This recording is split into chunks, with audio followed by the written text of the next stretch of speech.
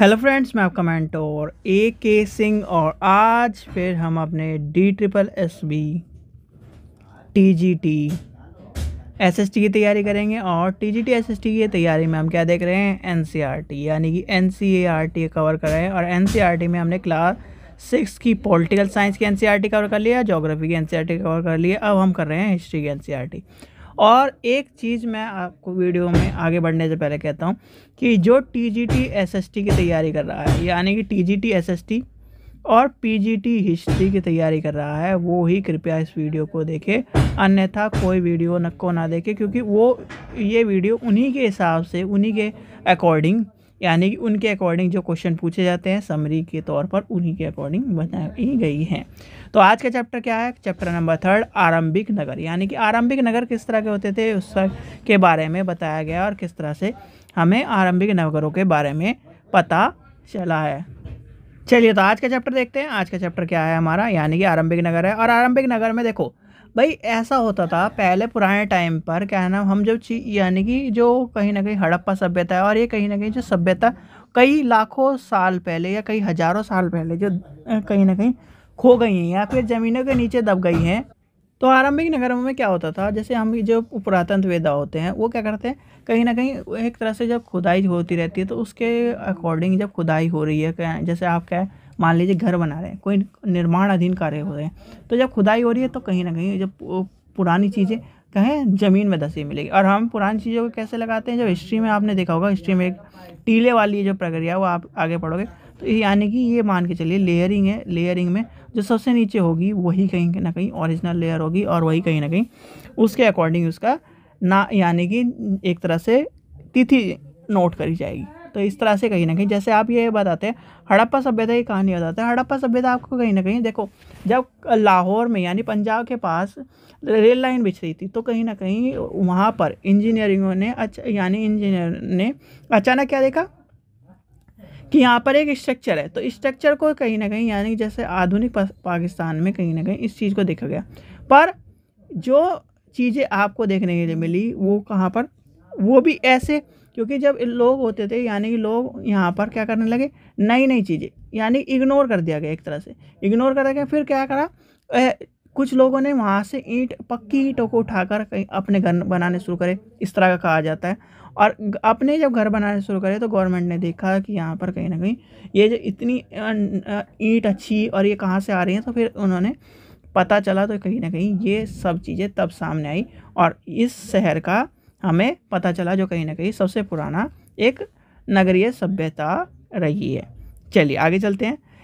यानी इन नगरों में यानी इन नगरों में से कोई भी दो या उससे ज़्यादा हिस्से में विभाजित करा गया था। और एक चीज़ क्वेश्चन सबसे ज़्यादा क्वेश्चन पूछा जाता है, ये वाला क्वेश्चन रहता है, प्राय पश्चिमी भाग छोटा था लेकिन ऊंचाई पर बना था, और पूर्वी हिस्सा बड़ा था लेकिन वह निचले इलाकों में बसा था। और ये क्वेश्चन कई बार पूछा गया है TGT में, तो आपको पता होना चाहिए। ऊंचाई वाले भाग को पुरातत्व वेदाओं ने नगर दुर्ग कहा है। आपसे पूछा जाता है नगर दुर्ग किसे कहा जाता है, यानी कि नगर दुर्ग किसे कहा जाता है। और निचले हिस्से को निचला नगर कहा गया है। दोनों इसको यानी कि 4 दीवारी की पक्की ईंटों से बनाया जाता था। तो ये आपके लिए सबसे इम्पोर्टेंट क्वेश्चन है, और इम्पोर्टेंट इस तरह भी होता है क्योंकि ये क्वेश्चन क्या है, 4 लाइन दी जाएंगी और 4 में से ये पूछ लिया जाएगा निम्न में से कौन सा सही है। अब आता है क्या, यानी कि कुछ नगरों में नगर दुर्ग में कुछ खास इमारतें बनाई हुई हैं, जिसमें क्या है, मिसाल के तौर पर मोहनजोदड़ो खासकर तालाब बना यानी कि तालाब बनाया गया। और जिस पुरातत्व वेदाओं ने महान स्नानगृह, यानी कि आपसे पूछा गया महान स्नानगृह कहाँ पर मिला है, तो महान स्नानगृह आपका मोहनजोदड़ो में मिला है।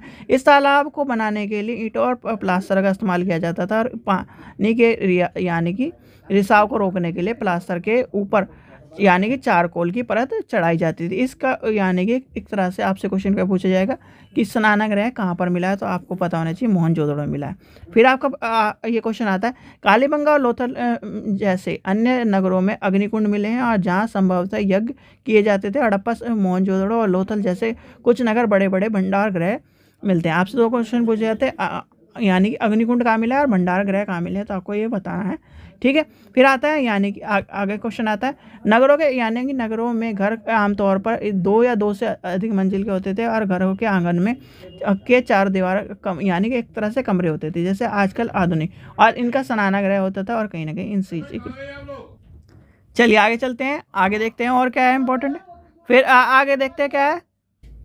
चलिए तो आगे देखते हैं, आगे क्या इंपॉर्टेंट है। 700 साल पहले यानी कि मेहरगढ़ में कपास की खेती होती थी और मोहनजोदड़ो के कपड़े के टुकड़े के अवशेष और चांदी के फूलदान के यानी एक तरह से अवशेषों से हमें पता चलता है कि अन्य तांबे के वस्तुओं से कहीं ना कहीं यहाँ के लोग परिपक्व थे, यानी कि एक तरह से जानते थे।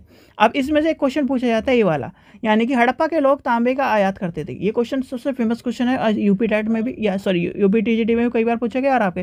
फिर आज के राजस्थान यानी कि कहाँ पर है, आज के राजस्थान में। ठीक है, यानी कांच से बनाने के लिए तांबे के साथ साथ मिलाए जाने वाली धातु टीन का आयात आधुनिक ईरान में और अफगानिस्तान से किया जाता था। सोने का आयात आधुनिक कर्नाटक से करा जाता था और बहुमूल्य पत्थरों का आयात गुजरात, ईरान और अफगानिस्तान से किया जाता है। और ये मोस्ट इंपॉर्टेंट है, लिख के रख लो, क्योंकि ये टीजीटी ज़्यादातर पेपरों में सबसे ज़्यादा क्वेश्चन पूछा गया है और आपका यहीं से उठता है, ये 6ठी क्लास की किताब से। पौधों के अवशेषों से पता चलता है कि यहाँ के हड़प्पा के लोग गेहूँ, चावल, जो मटर, धान इसकी खेती करते थे। फिर आता है हड़प्पा के लोग गाय, भैंस, भेड़, बकरी आदि को पालते। चलिए आगे देखते हैं, आगे क्या है इंपॉर्टेंट है। इसमें एक इंपॉर्टेंट चीज़ आती है, यानी कि कच्छ के इलाकों में एक तरह से आपको यानी कि धोलावीरा जो फेमस क्या है, धोलावीरा। धोलावीरा में क्या आपको मिला है, साफ पानी यानी कि ज़मीन से ज़मीनी उपज के तौर पर। और कहीं ना कहीं ये क्वेश्चन इंपॉर्टेंट आपसे क्वेश्चन पूछा जाता है, ये क्या है, धोलावीरा। धोलावीरा कहाँ पर स्थित है, आपसे क्वेश्चन इस तरह से पूछा जाता है। ठीक है, फिर आता है लोथल के यानी कि लोथल के बंदरगाह, यानी कि बंदरगाह के बारे में पूछा जाता है और बंदर। चलिए आगे चलते हैं, आगे देखते हैं इसमें इंपॉर्टेंट क्या है। आगे आता है मोहर वाला कॉन्सेप्ट। यानी देखिए आज के टाइम पे आपने देखा होगा कि आपने बहुत सारी पिक्चरों में देखा होगा कि क्या है, आईटी कर या फिर कर विभाग वाले आपको क्या है, एक सील लगा के चले जाते हैं। वैसे ही क्या होता था पहले के समय में, एक क्या है, मिट्टी की सील यानी कि मिट्टी की मोहरें होती थी और ये क्या करती थी, प्रेजेंट करती थी आपके यानी कि चिन्हों को। जैसे क्या है आपके दिखाया गया, उसमें क्या होता है, एक लाल यानी कि लाख को क्या करते हैं और उस पर क्या करते हैं, सील लगा देते हैं। ऐसे क्या होता था, पहले होता था सामान पे लगाने के लिए, उसे क्या कहते थे, सील होती, जिससे क्या कहते पहचान होती थी कहीं ना कहीं उसके लोगों की। चलिए आगे चलते हैं, आगे क्या है, बस ये लास्ट यानी कि सील वाला आपका कॉन्सेप्ट लास्ट था। और ये क्वेश्चन आप ये सोचते हो कि ये आ जाएगा, इससे कोई इंपॉर्टेंट नहीं है, मम्मीज़ वाला क्वेश्चन छोड़ दो। ये कहीं ना कहीं अब बच्चों के क्वेश्चन बन गए, यानी कि पहली दूसरी क्लास के बच्चों के क्वेश्चन के तौर पर आपको देखने को मिलते हैं। तो यहाँ तक थी आपकी चीज़ें कहीं ना कहीं, और जो क्वेश्चन आपको आते हैं। आशा करता हूँ आपको वीडियो पसंद आई। वीडियो पसंद आए तो लाइक करें, चैनल को सब्सक्राइब करें, वीडियो को ज़्यादा से शेयर करें। Thank you.